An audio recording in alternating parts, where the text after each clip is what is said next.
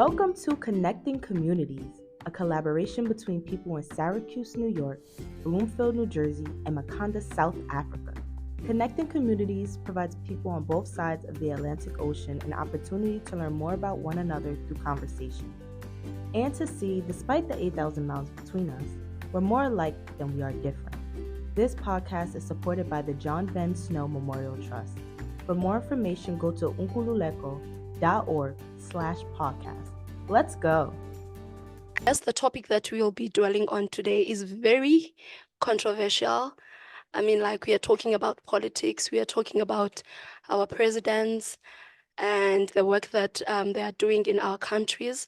So we'd like to explore what you guys on the other side feel about what's going on in the present time, and also we'll be sharing on our side what's really happening this side. So without saying much more, I'd like to know, just as a way of introduction, how do you feel about the president that you are currently having? And also that you guys, I know that you'll be voting in November, and on the side we'll be voting in May. So how do you guys feel about that? Anyone can go. How do you feel?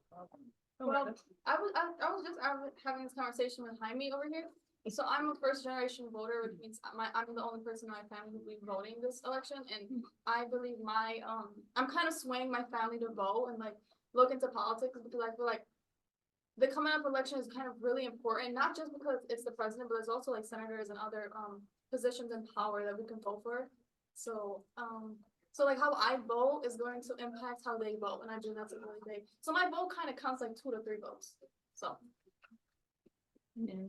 Oh, I want to add on. Go ahead. I want to add on.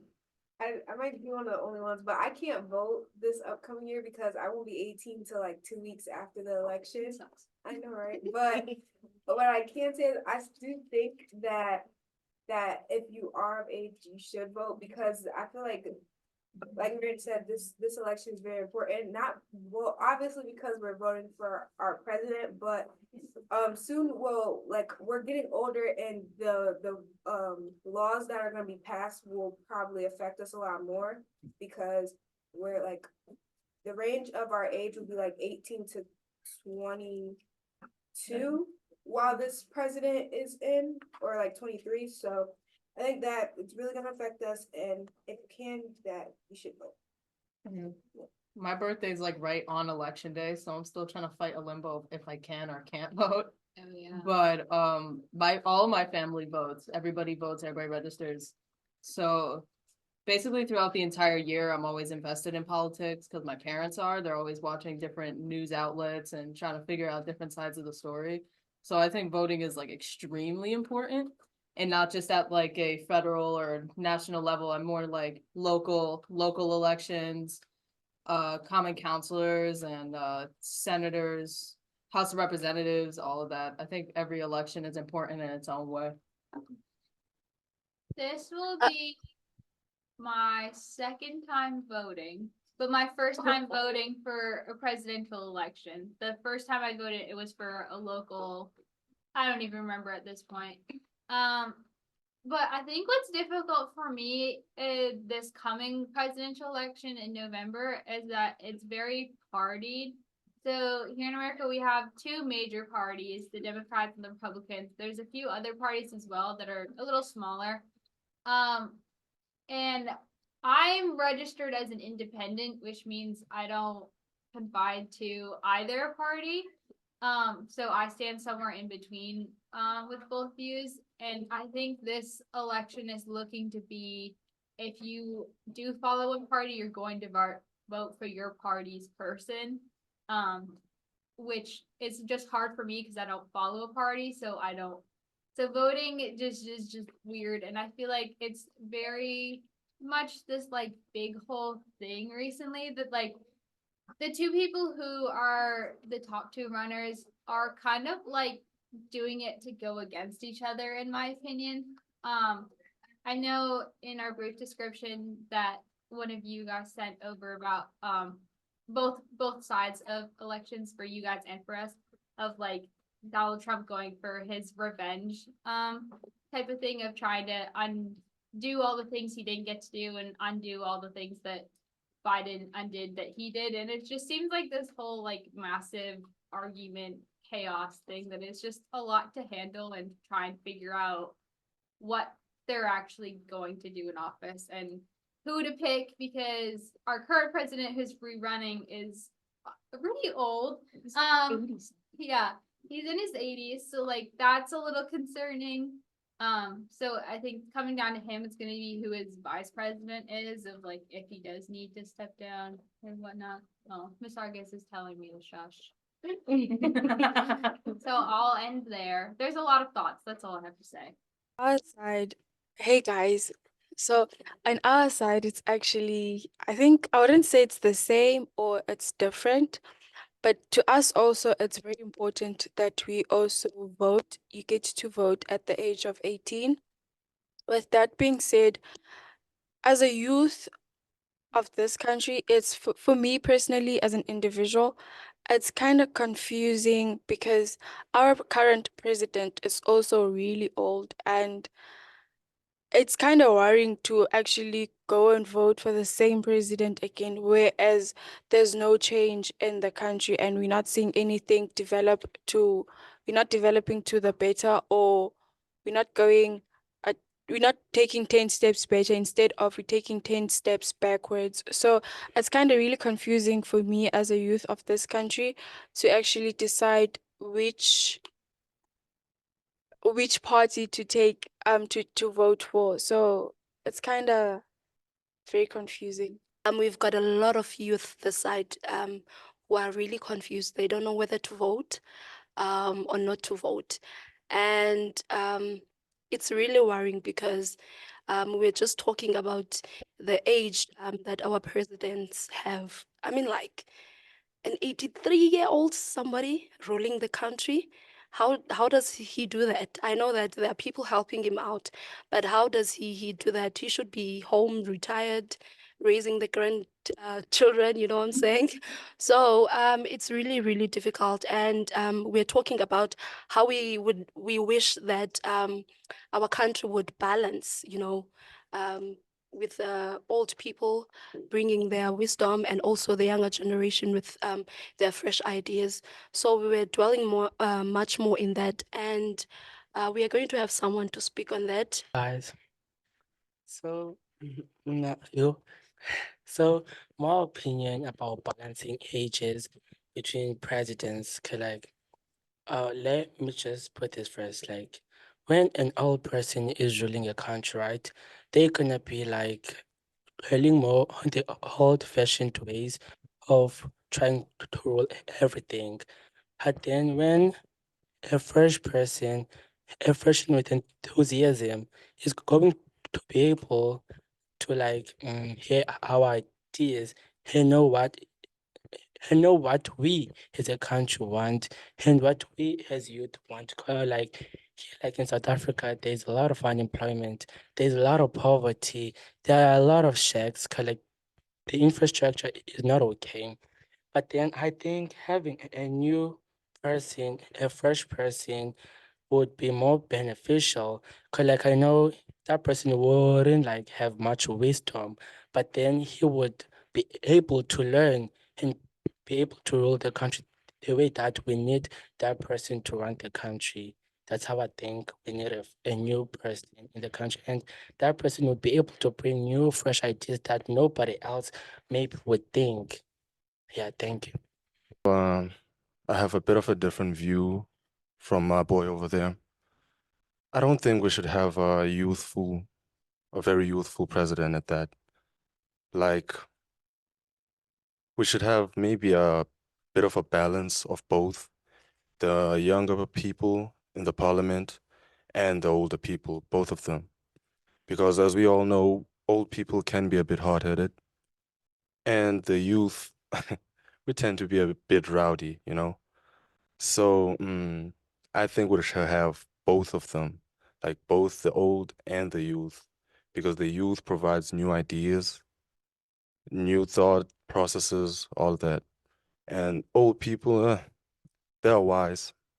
I give them that. They are wise. So that's why we need them. Hey guys, so I am going to talk about corruption in our parties, the parties that run for presidency, right? So in our countries, we have this thing of them being corrupt, as in like they misuse the money from the party and the presidency, and they promise us things that they do not deliver. As a result, it's also one of the reasons why today's youth does not want to register to vote, nor even vote. See, so they are corrupt in a way that they the biggest thing that they do is that they use the money to do their own needs, like their personal needs. They promise us that they're going to do this and that, but they do not do it. As a result, we end up not having the the courage, and we are also not encouraged to register to vote. So as we were like talking about the age thingy regarding the presidency, I just think that while age is not the only factor to consider, it is also an important one that should be taken into account when evaluating whether a country is well served by its leader. So, like other factors that should be considered include a leader's experience and ability to make sound decisions and ability to build consciousness among different groups. So, like ultimately, the best leader for a country is one who has skills and quality necessary to lead effectively, regardless of the age. So, I just think that we shouldn't focus more on how old the leader is or how young the leader is, but it's more about the experience and being able to lead the people. So yeah. Like something that also concerns me about the presidents that are running right now to be presidents is that Rama Zuma like is running to be president again, right? So like Zuma like is known for being corrupt. Like he once stole money and fed like his how could just say his family like that mob. What you go, guys. Or like there was once a mob called Guptas, and like Suma's son was part of it. So like Zuma's son was part of it. So like Zuma took the money from the state and gave it to the Guptas, which means that his family also contributed or had some share in the money that he took. So like corruption is one thing to be considered because of like if we let him roll again, I think stakes of him doing that thing again are high. So that's why I think we should choose someone who we think is wise. And then like because of like corruption is high, we also see party called the party called EFF here. We don't know which party to choose because like EFF is also corrupt. When it deals with things, it deals with them corruptly. 'Cause, like when they do things, all they do like is strike. Like when they do that, things get done. But then when they get done, people on the way get hurt. See, which is why I think we need new people. We need people who like those people can bring or can bring wisdom upon them so that they can be able to rule the country. Yeah, I think corruption is one thing to be considered because corruption is high. Oh, just to explain a bit further what he was saying, we have a very high rate of corruption in South Africa, and it starts from the head up to the tail.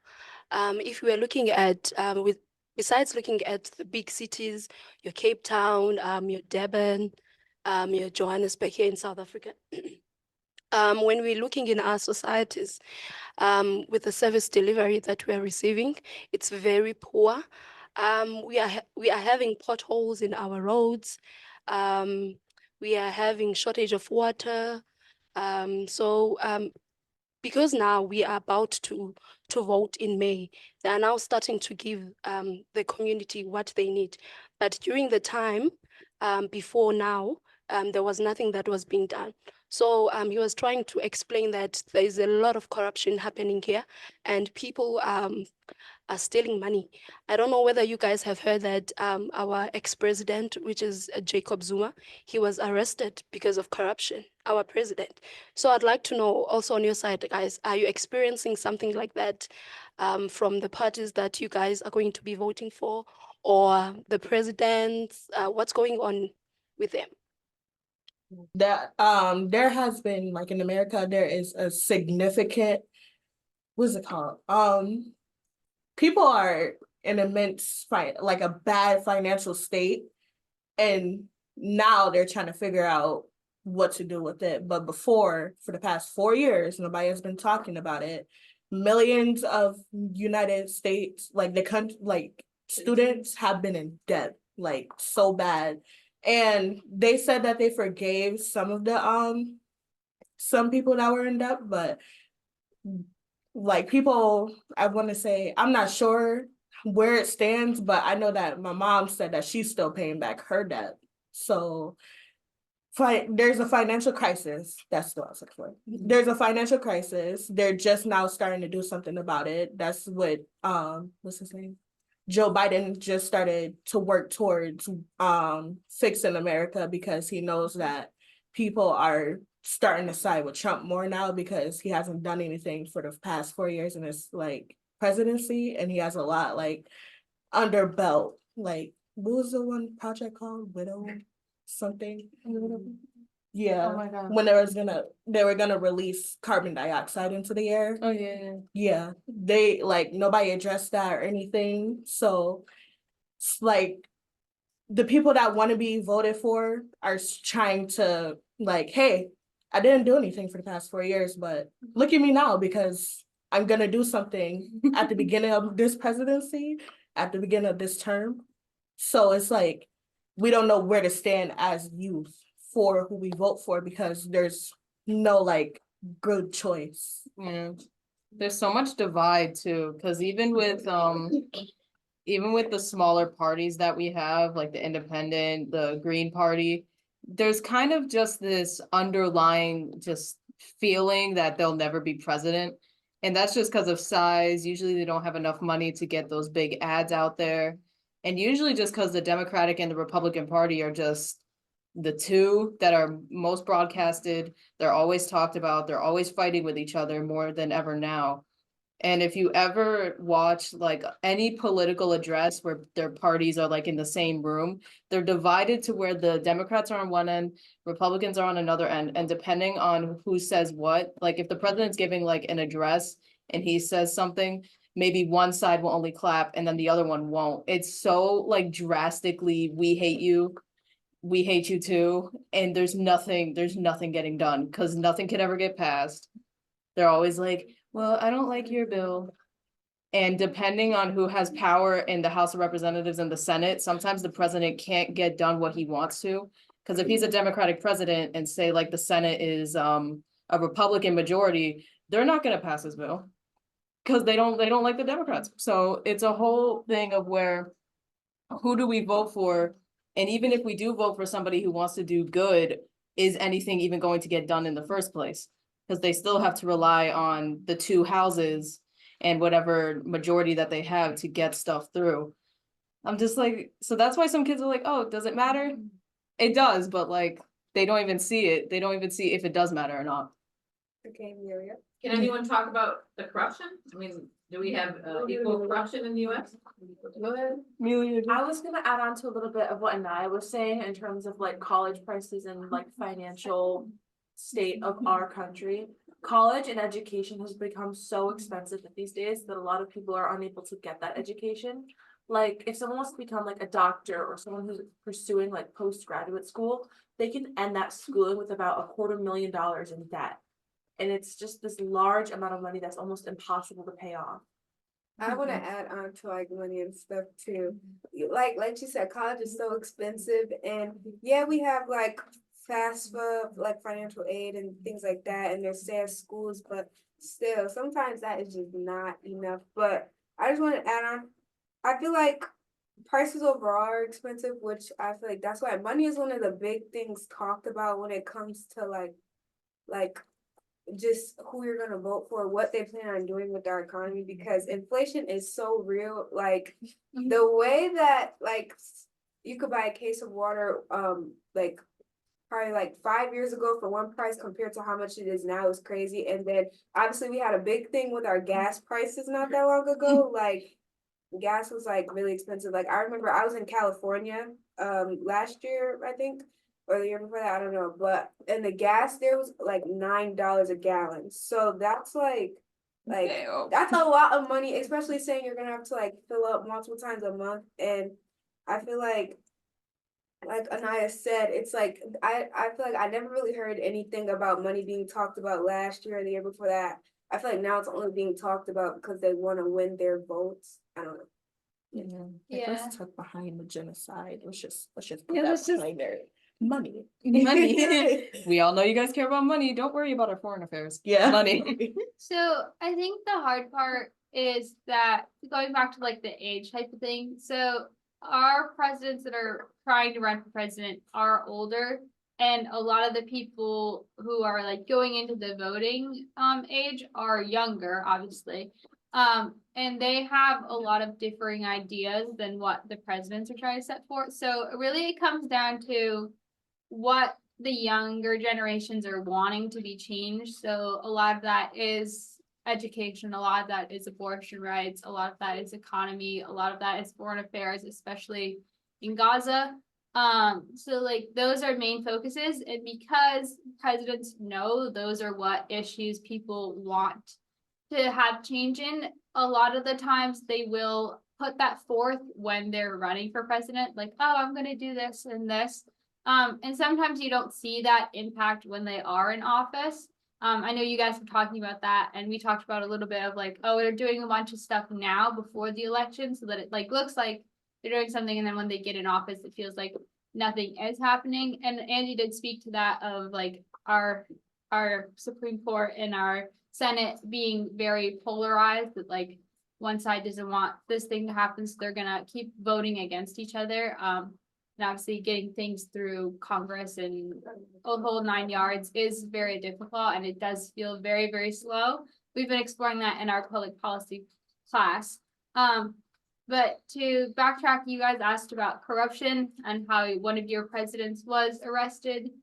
I am not thoroughly versed in what happened when Donald Trump was president a few years ago, but he has been in court for the longest time for a variety of things. Yeah, he's been in court for multiple different things, and Yeah. not even just for like everything that we all know him for, like the whole January 6th event.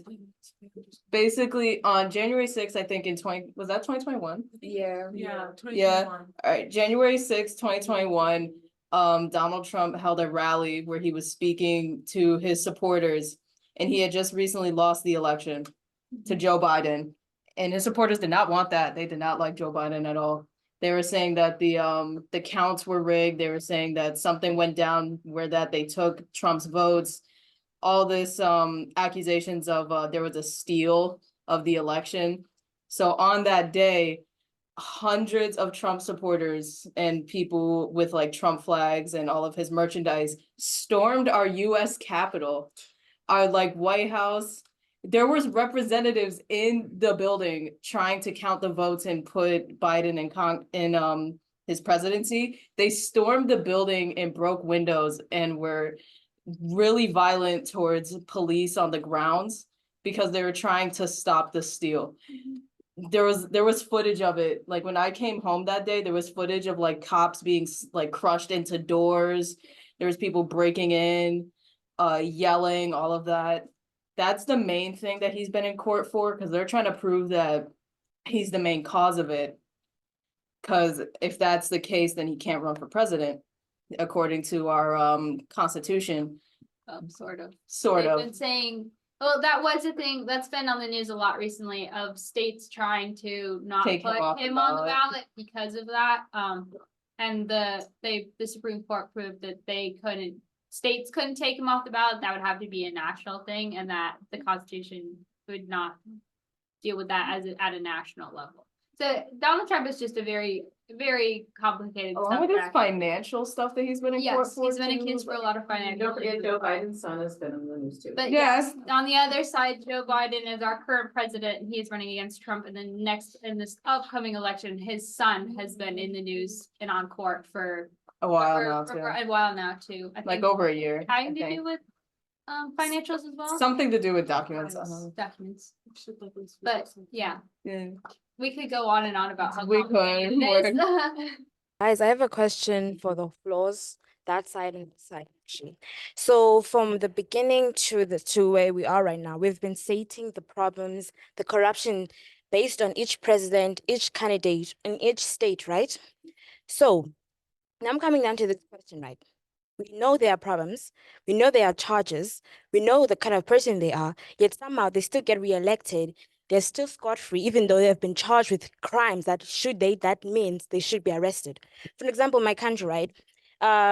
Zuma, right? He has a lot of crime where there was like fraud happening, money happening, and that's state money, not his own money, but he's still scot-free. And then around, I don't know which year, but there was a riot. I'm sure the whole world saw us, where people who were supporting Zuma actually destroyed cities because they would want him to be free, right?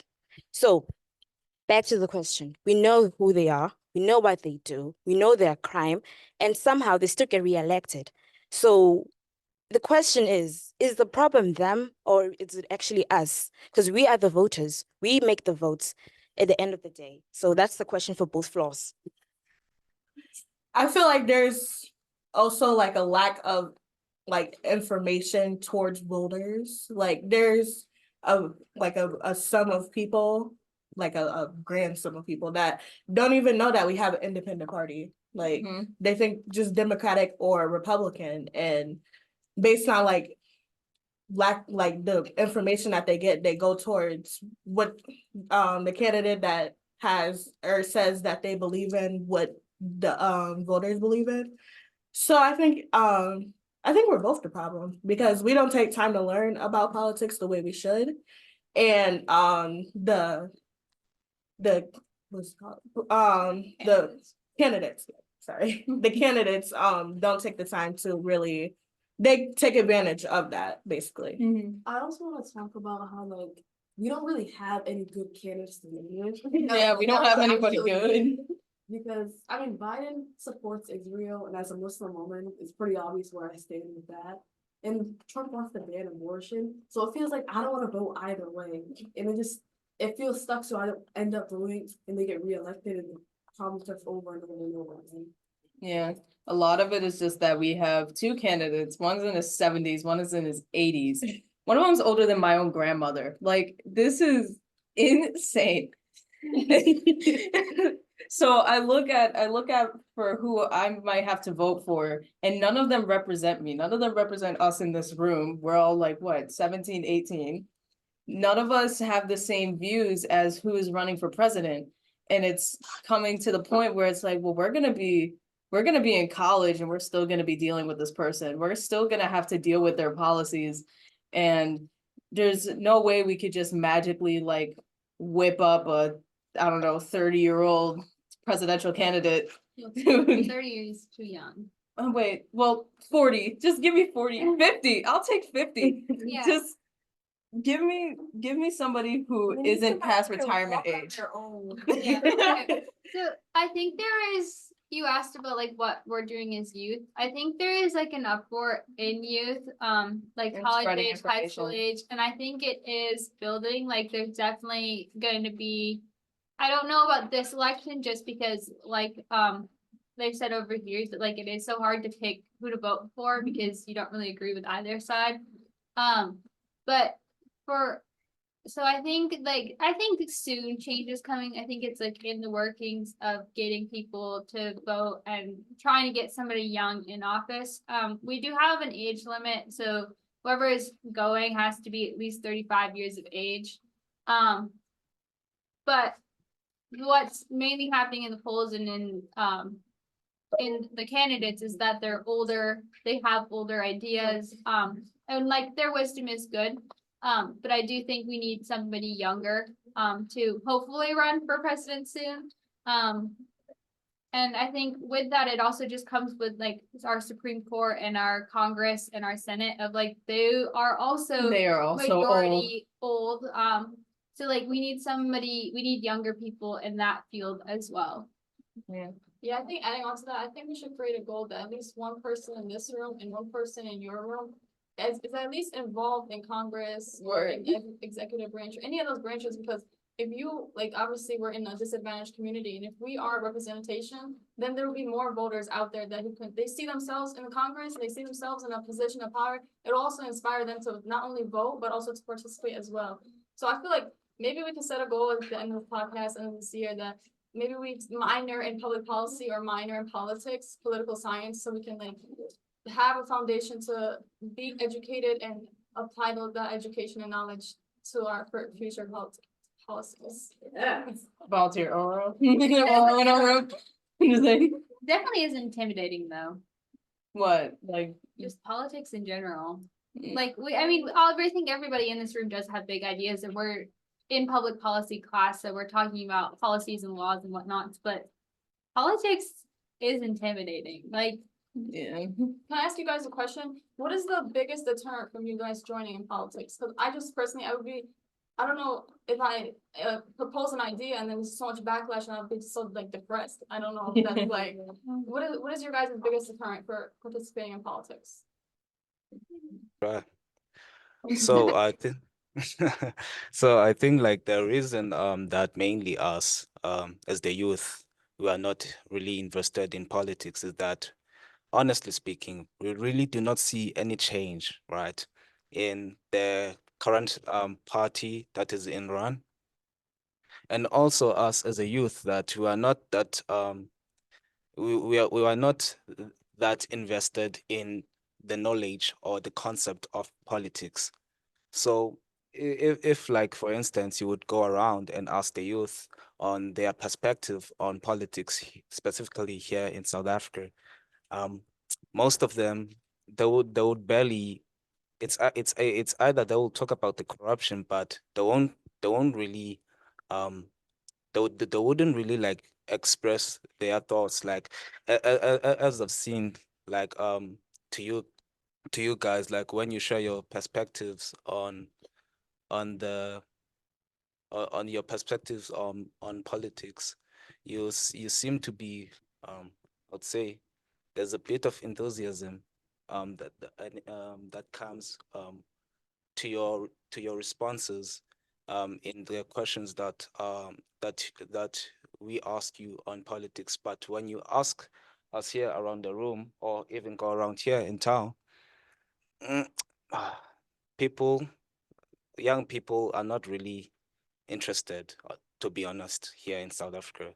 So, and another thing, you see, like to also answer this girl's question, like on why there is no change in corruption here in South Africa. Firstly, and most importantly, is that there's a large there's a large number of old people.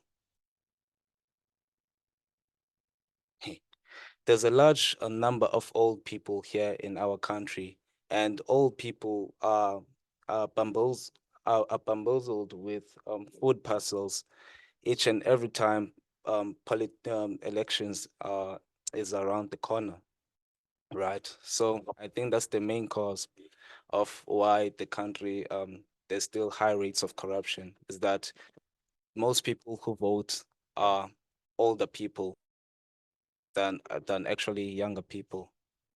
Yeah. I'd love to answer a question, right? So for me, I am into politics. It's an interesting subject, right? But what keeps me away from it would be, actually in my country, it's pointless to vote because they're the same kind of person, but with different genres in there. So basically it's very hard. So, and it's also very hard to you to create a new party that will actually meet the needs, because we don't trust that party. We don't know where it comes from. Just because you say you're young and you're with the right interest, with their interest. And as a person, in my own point of view, just because just because you represent my gender and you're also also like my race doesn't exactly mean you have my best interest. So as much as the presidents that run that here like a black man, woman, it doesn't exactly mean they're going to represent my best interest, because their whole record, the way they get charges, their money, all of them are the same. So to vote for the same kind of person is just me asking for the same type of trouble, right? So that is what keeps me away. And it's actually harder to actually create something with people that don't actually have the energy, and actually people don't want intellect, they're not interested. As he said, right, the youth is not interested because to them it's pointless. And if you as a youth trying to actually change the youth is just me trying to dig a hole that I cannot keep on digging, even though alone. So it's pointless in this country. But Brian.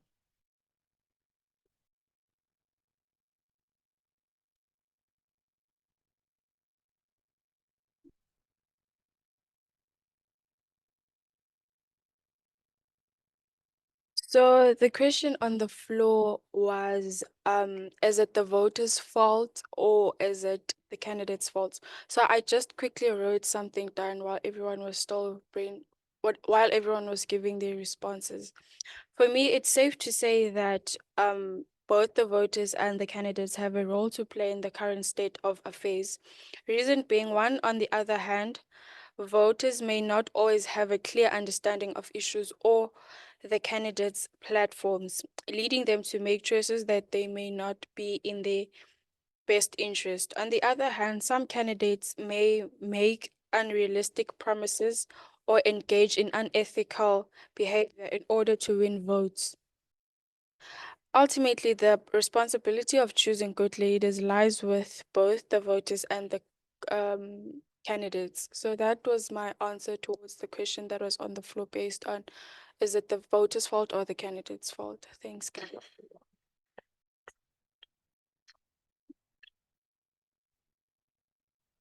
On my side, I had to think of reasons of why we are where we are right now. So firstly, we are a country that's very much afraid of change, and especially the older generation. The older generation is very much afraid of change, because if we can look at this side, it's been years. We've been led by the same party, and it shows that it's not capable of leading us, but no one is talking about removing it because of the fear of change.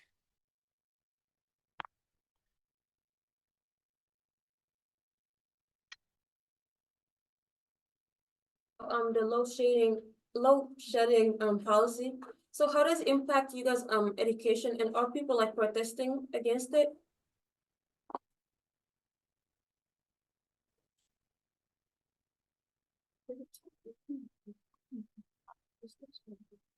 So guys, I'm gonna tell of how it affects me in my studies, right?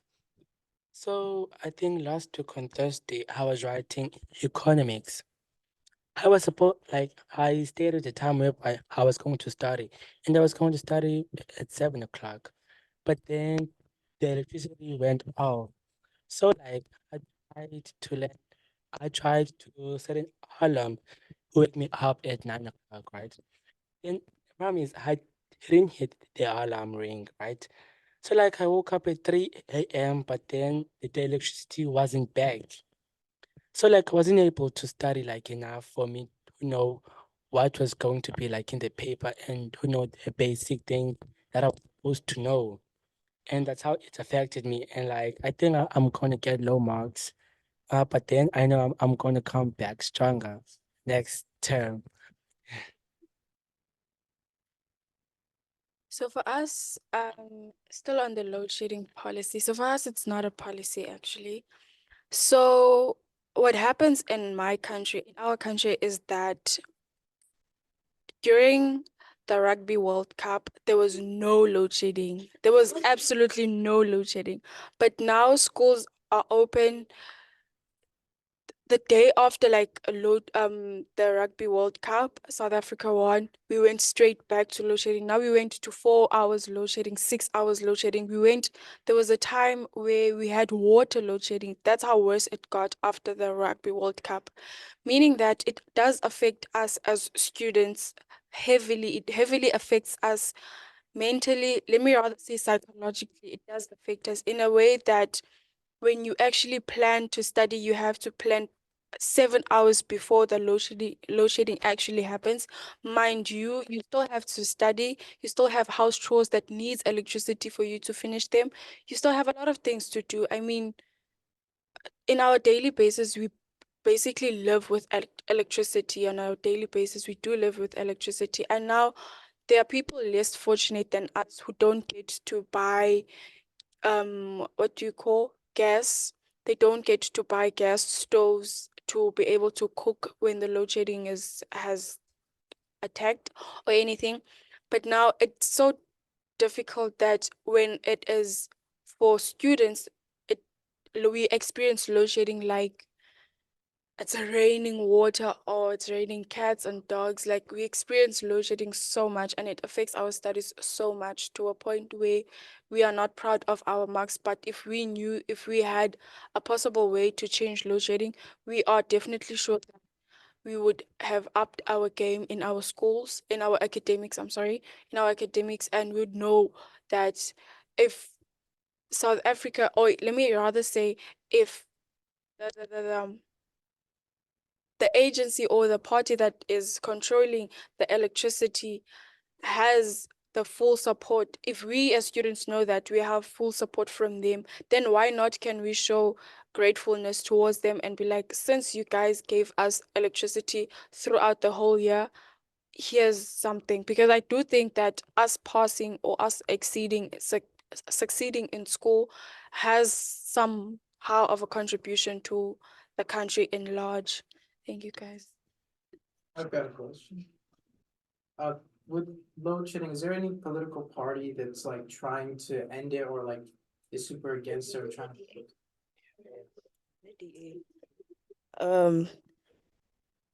NDA.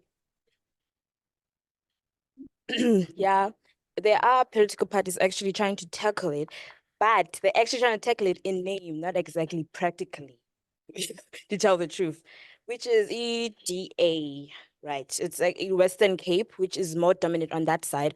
Actually, it's stating, it's claiming that if it is get more power, more power, it will change the course of load shedding, right? So, and also load shedding is another form of corruption in this country. Because tell the truth, we're not supposed to have load shedding long periods of time. We're supposed to have it because of our stations. But the reason we have load shedding in the first place is because the people in our country refuse to upgrade the machines of load shedding, right? So those machines that generate power in our country are actually the same machines used way back in apartheid, right? So it's been years after that, but they still have the same machines and they still say there's no money to actually supply them, which is not true because there's money laundering happening around the government. So for one, there's a party claiming that they're gonna do it, but they're all the same. So they're just a name. And two, it's just another form of corruption for us in South Africa. And we've dealt with it actually. Because it's been years we've been dealing with it. And to add on to my mates, I mean, as much as we've load shedding, we don't have to go to school, guys. I don't know how it's affecting you at home. And actually, load shedding has a positive impact for me, actually, because if like that 3 hours, that 3 hours actually gives me break to actually go sleep because the Wi-Fi is on and now I can study, right? And then once I have that 3 hours, I get a break. I get something that actually compels me to sleep because you can't sleep because you get stressed. And then when you don't have a choice, you just go to sleep. So it has its own perks.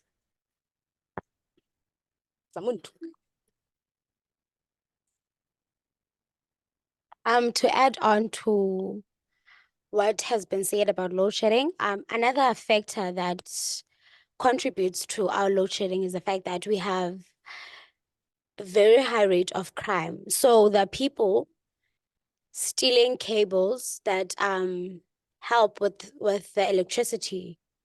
So that's another thing that is a problem in our society or in our country, is the high rate of crime, because like we don't as much as the political parties are trying to help with the load shedding, but we're also contributing as the people who live in South Africa by constantly stealing cables to do stuff with, I don't even know what we're doing with them.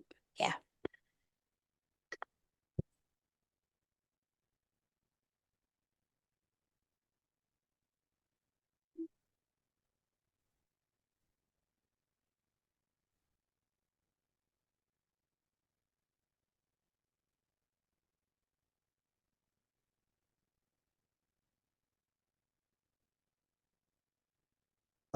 For me, I feel like load shedding affects me badly because sometimes I can't, maybe when I wake up in the morning, I find out maybe it's load shedding, then I can maybe boil, boil the water that I use to wash my body. Of which sometimes it's, yeah, I know, uh, maybe sometimes I'm overthinking it, maybe sometimes, but sometimes it's just not fair because so, some of us have to prepare for school, and like right now they're being selfish, not necessarily giving us electricity. So, and sometimes it contributes to the crime because usually load shedding, when it's load shedding, people are getting mugged, and always maybe sometimes you could hear a case that a shop, there was a shop that was robbed, of which it's sometimes it's messing up the city, and you know, so I feel like load shedding is a bad effect. I just want to clarify what they've been saying. I'm sitting here and I'm like, load shedding really has an impact in our lives. For instance, what we've been talking about here is just intertwined. I mean, like we're talking about corruption from the upper management, and then and how it affects us. There's high rate of crime. When you're talking about crime, there's high rate in rape. It's also affecting our education system because our learners can't study, to be honest, and they are getting very, very bad marks.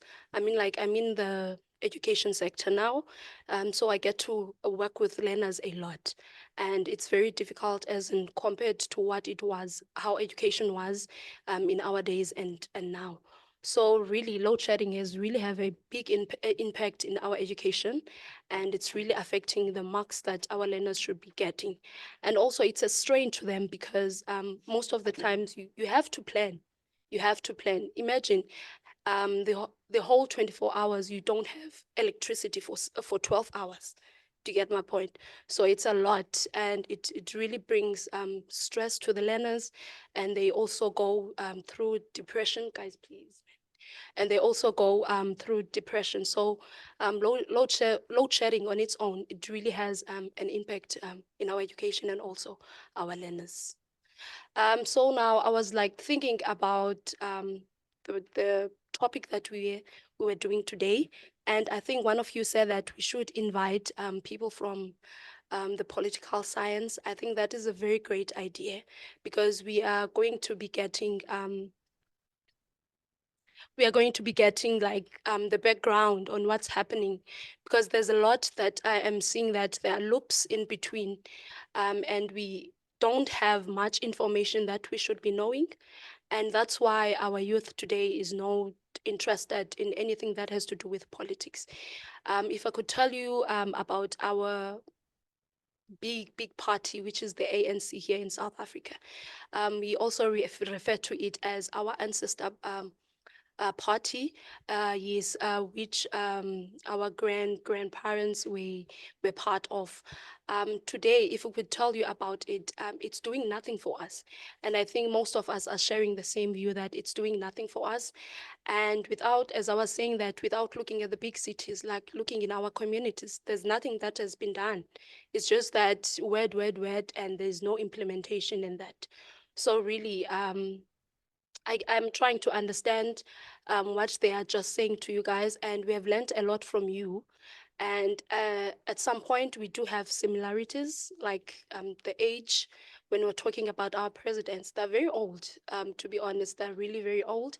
And then when we go to the Senate or in Parliament, even so, inside they are very old people. So that's why we are saying that we need the youth and also the older people just to balance everything out. I think that would work out perfectly. Those words, we were closing our session for today. Thank you so much for your time. Thank you. Mhm.